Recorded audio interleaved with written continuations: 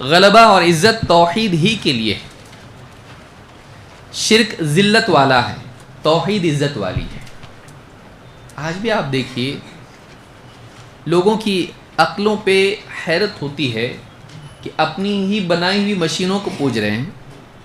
نہیں، سال میں اوقات آتے ہیں لوگ کیا کرتے ہیں، اپنے ہاتھوں سے بنائی ہوئی چیزوں کی عبادت کرنے لگ جاتے ہیں. اللہ تعالیٰ نے دین دیا، توحید دی، یہ مسلمان کے لیے عزت کا ذریعہ ہے. یہ کلمہ عزت والا ہے، توحید عزت والی ہے. شرک کے لیے ذلت ہے. بلکہ بعض اوقات آدمی اتنا گر جاتا ہے اور عقل اتنی زیادہ پست ہو جاتی ہے کہ انسان اپنے ہی ہاتھوں بنائی ہوئی چیزوں کو پوجنے لگ جاتا ہے. اسی لیے ابراہیم علیہ السلام نے اپنی قوم سے کہا اتعبدون ما تنحتون، کیا تم ایسوں کو پوجتے ہو جنہیں تم اپنے ہاتھوں سے گھڑتے ہو، خود ہی بناتے ہو اور خود ہی پوجتے ہو. جو تمہارے ہاتھوں کا بنا ہوا ہے، اپنے وجود میں آنے میں تمہارا محتاج ہے، اس کو بنا کے تم اس کے محتاج بن جاتے ہو. عقل کا زوال ہے. توحید کمال ہے عقل کا، اور شرک عقل کا زوال ہے. کیسا پیارا دین دیا اللہ تعالیٰ نے کہ مسلمان تک کیا ہے یہ. ان پڑھ مسلمان بھی پہچانتا ہے کہ یہ غلط ہے جب اس کے پاس توحید ہوتی ہے. اور ایک پڑھا لکھا آدمی ہوتا ہے لیکن توحید نہیں ہے، آپ دیکھیے اس کی باتیں سنیے اور اس کا عمل دیکھیے، آپ کو محسوس ہوگا کتنی جہالت کی چیز ہے یہ کہ مخلوق کی عبادت کرتا ہے. بعض اوقات اتنا اس کی عقل پست ہو جاتی ہے کہ مشینوں کو، بلکہ جھاڑو پوچھے کی چیزوں کو بھی پوجنے لگ جاتا ہے. ایسی چیزوں کو جو بالکل بے قیمت ہے، جانوروں کو پوجنے لگ جاتا ہے.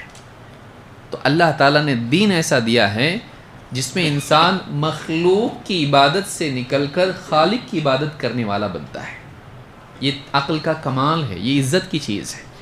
تو اللہ تعالیٰ نے غلبہ، اونچائی اور بلندی توحید کے لیے رکھی ہے. شرک ذلت والا ہے، شرک ذلت والا ہے. اللہ نے فرمایا وَكَلِمَةُ اللَّهِ هِيَ الْعُلْيَا وَاللَّهُ عَزِيزٌ حَكِيمٌ. اللہ کی بات، اللہ کا کلمہ یہی اونچائی پانے والا ہے، یہی اونچا رہنے والا ہے. اور واللہ عزیز حکیم، اللہ تعالیٰ زبردست غلبے والا ہے، حکمت والا ہے. یہاں اللہ نے فرمایا وَكَلِمَةُ اللَّهِ، اللہ کی بات، اللہ کا کلمہ یہی اونچا رہنے والا ہے. ابن عباس رضی اللہ تعالیٰ عنہ فرماتے ہیں قَوْلُهُ وَكَلِمَةُ اللَّهِ هِيَ الْعُلْيَا وَهِيَ لَا إِلَهَ إِلَّا اللَّهِ. اللہ کا کلمہ اونچا رہے گا. تو کہا کہ یہاں اللہ کے کلمے سے مراد کیا ہے؟ لا الہ الا اللہ. معلوم ہوا کہ اونچائی اسی کلمے کے لیے ہے، غلبہ توحید کے لیے. اس لیے آپ دیکھیں کوئی آدمی شرک کو ڈیفینڈ کرے اور کوئی آدمی توحید کی بات کرے، وہ کبھی توحید پر غالب نہیں آ سکتا ہے. وہ کبھی بھی توحید کے مقابلے میں شرک کو بہتر بنا کے پیش ہی نہیں کر سکتا ہے. شرک ہمیشہ ذلت والی بات رہے گی اور توحید ہمیشہ عزت والی چیز رہے گی. اسی طرح سے آپ دیکھیں ابن جریر رحمہ اللہ فرماتے ہیں وَكَلِمَةُ اللَّهِ هِيَ الْعُلْيَا يَقُولُ وَالدِّينُ اللَّهِ وَتَوْحِيدُهُ وَقَوْلُ لَا إِلَهَ إِلَّا اللَّهِ. اللہ کا دین، اللہ کی توحید، لا الہ الا اللہ کا قول، وَهِيَ كَلِمَتُهُ الْعُلْيَا، یہ اللہ کا کلمہ ہے جو اونچا رہے گا. عَلَى الشِّرْكِ وَأَهْلِهِ الْغَالِبَةِ، شرک پر اور شرک والوں پر ہمیشہ غالب رہے گا. شرک پر اور شرک والوں پر یہ کلمہ ہمیشہ غالب رہے گا.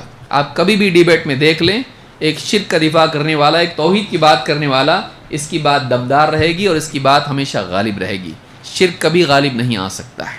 شرک ہمیشہ آئیڈیالوجیکلی، جس کو آپ کہیں، علمی سطح پر، دلائل کی بنیاد پر، عقل کی سطح پر شرک کبھی بھی غالب نہیں آ سکتا ہے. ہمیشہ توحید ہی غالب رہے گی. اسی طرح سے آپ دیکھیں مسئلہ نمبر 33، توحید جان و مال کی حفاظت کا ذریعہ ہے. توحید میں انسان کی جان اور اس کے مال کی حفاظت ہے. اللہ کے رسول صلی اللہ علیہ وسلم فرماتے ہیں من قال لا الہ الا اللہ وکفر بما یعبد من دون اللہ حرم مالہ ودمہ وحسابہ علی اللہ. جو لا الہ الا اللہ کا اقرار کریں اور اللہ کے سوا جن کی عبادت کی جاتی ہے ان کا انکار کرے، ان کے معبود ہونے کا انکار کرے، حرم مالہ و دمہ، اس کا مال اور اس کا خون دونوں محترم ہو جاتے ہیں، سیف ہو جاتے ہیں۔ حرام کا معنی ہوتا ہے منع، اس کو قتل کرنا، اس کا مال چھیننا حرام۔ وحسابہ علی اللہ، اور اس کا حساب اللہ کے ذمے ہے۔ یہ جنگ کے حالات کی بات ہے، یہ جنگ کے حالات کی بات ہے۔ امام مسلم نے اس کو روایت کیا۔ اس سے معلوم ہوتا ہے کہ جو توحید کا اقرار کرے، شرک کا انکار کرے، اس کا جان و مال محفوظ ہو جاتا ہے۔ اس کی مثال ایک واقعے میں ہم کو دیکھنے ملتی ہے، اس کی تفصیل وضاحت ایک واقعے سے معلوم ہوتی ہے۔ اسامہ ابن زید صحابی ہیں، کہتے ہیں بعثنا رسول اللہ صلی اللہ علیہ وسلم فی سریۃ، اللہ کے رسول صلی اللہ علیہ وسلم نے ہمیں ایک سریہ میں بھیجا۔ سریہ ایسے لشکر کو کہتے ہیں جس میں نبی صلی اللہ علیہ وسلم خود شریک نہیں تھے، جس میں آپ خود شریک ہوتے تھے، اس کو غزوہ کہتے ہیں۔ سریہ آپ نے ایک لشکر بھیجا جس میں آپ نہیں تھے۔ فصبحنا الحرقات من جہینہ، جہینہ کے لوگ تھے وہ، ان پر حملے کے لیے ہم کو، ان کے ساتھ جنگ کے لیے ہم کو بھیجا، اور وہ حرقات مانے جاتے تھے۔ اس کی تفصیل ہے، حرقہ اس میں ایک آدمی تھا اور جو جلانے وغیرہ کی وجہ سے ان کا یہ نام پڑ گیا تھا، تو الحرقات وہ تھے، جہینہ کے لوگ تھے۔ فأدرکت رجلا، جب جنگ چھڑ گئی تو میرا مقابلہ ایک شخص سے ہوا، لڑتے اس نے اچانک کیا کہا، فقال لا الہ الا اللہ، لڑائی ہوئی، ہم لڑنے لگے۔ ایک روایت میں کہتے جب میں اور میرے ساتھ ایک انصاری صحابی تھے، ہم دونوں اس سے لڑے اور بہت بہادر تھا وہ، لڑتے ہم اس پر غالب آ گئے۔ جب وہ مغلوب ہو گیا تو اس نے لا الہ الا اللہ بول دیا، جنگ چل رہی ہے، لا الہ الا اللہ اس نے کہا۔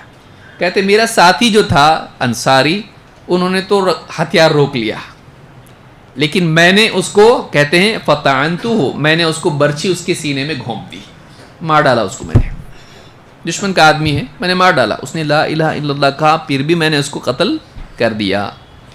فوقع فی نفسی من ذلک، میرے دل میں بات بیٹھ گئی، میں نے کچھ تو گڑبڑ کیا ہوں، میرے دل میں بات بیٹھ گئی کہ کچھ تو یہاں معاملہ، کیونکہ دوسری روایت میں صحابی نے کہا میں تو بتاؤں گا اللہ کے رسول صلی اللہ علیہ وسلم کو تو نے ایسا کیا،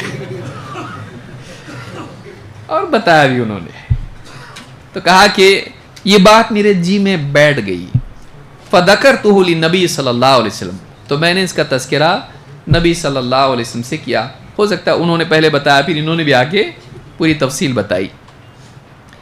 فقال رسول اللہ صلی اللہ علیہ وسلم اقال لا الہ الا اللہ وقتلتہ، آپ نے پوچھا کیا ایسا ہوا کہ اس نے لا الہ الا اللہ کہا اور پھر بھی تو نے اس کو قتل کیا؟ قال قلت یا رسول اللہ انما قالها خوفا من السلاح، کہا کہ اللہ کے رسول وہ ہتھیار کے ڈر سے بولا تھا ویسا۔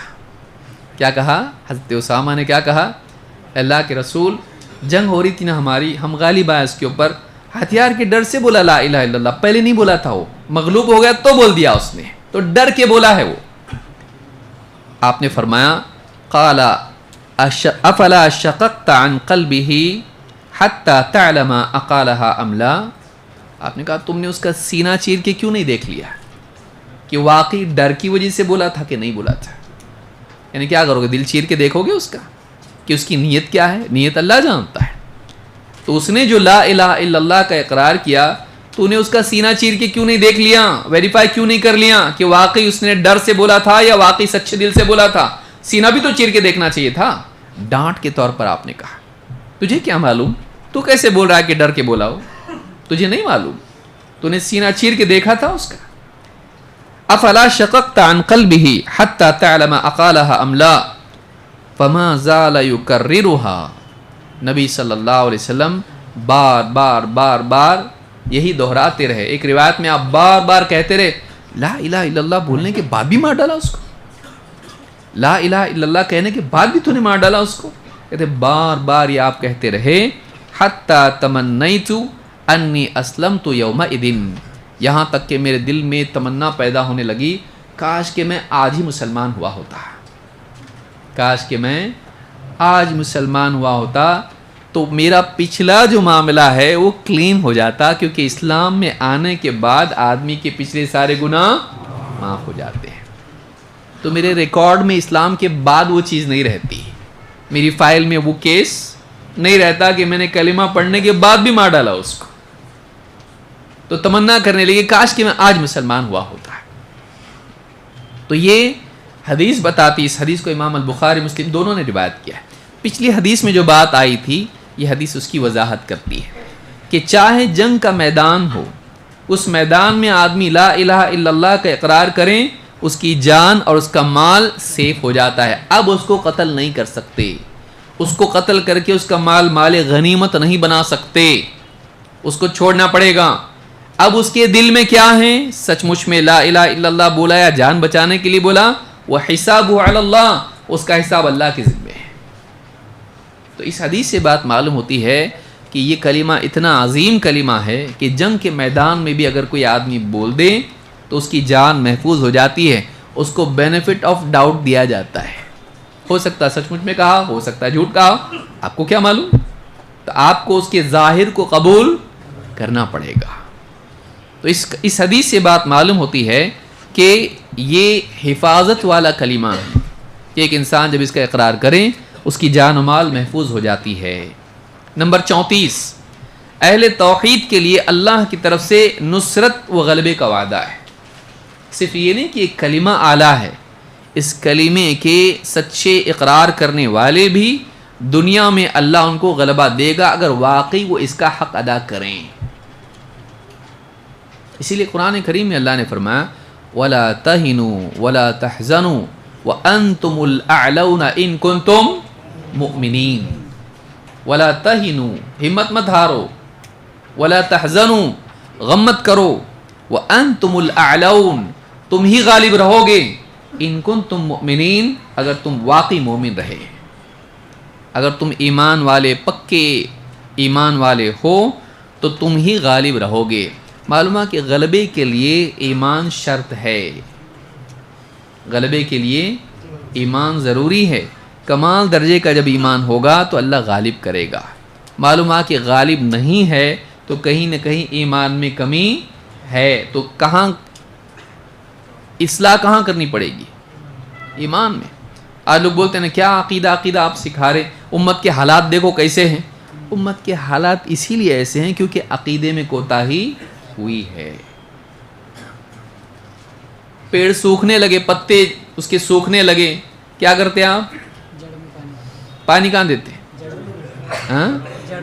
جڑ میں پانی دیتے آپ، کیونکہ یہاں سوکھا پن آنے کی وجہ سے وہاں سوکھا پن دکھائی دے رہا ہے. شاخوں میں بگاڑ جڑ کے بگاڑ کا نتیجہ ہے. تو یہاں جڑ کیا ہے؟ ایمان. ایمان کی بنیاد پر اللہ کی نصرت آتی ہے. ایمان میں کوتاہی کی وجہ سے اللہ کی نصرت سے آدمی محروم ہو جاتا ہے.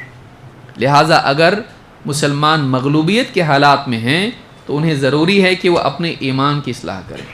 اسی لیے اللہ نے فرمایا وَلَا تَهِنُوا وَلَا تَحْزَنُوا وَأَنْتُمُ الْأَعْلَوْنَ إِن كُنتُم مُؤْمِنِينَ، تم ہی غالب رہو گے اگر تم ایمان والے ہو. تو آج کے دور میں جو علماء توحید کی اصلاح، توحید سکھانے کی جو فکر کرتے ہیں وہ اسی لیے کرتے ہیں کہ اصل مغلوبیت تو اسی کوتاہی کا نتیجہ ہے. اس کو اگر صحیح کیا جائے باقی چیزیں صحیح ہو سکتی ہیں.